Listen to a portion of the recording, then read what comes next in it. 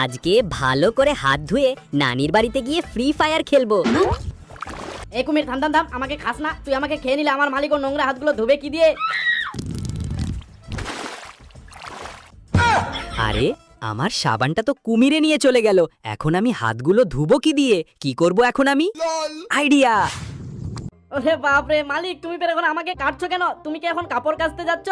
আমি কেন কাপড় কাচবো?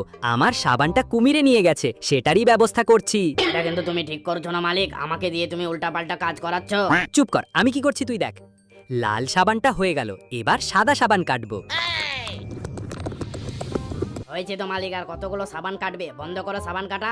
ঠিক আছে, আর কাটবো না। এবার সাবানের টুকরোগুলো গ্লাসে ঢেলে নেব। মালিক তোমার ব্যাপার কি বলো তো? তুমি বিভিন্ন রঙের সাবান আমার মধ্যে দিচ্ছ কেন? তুমি কি এখন সাবান খাবে?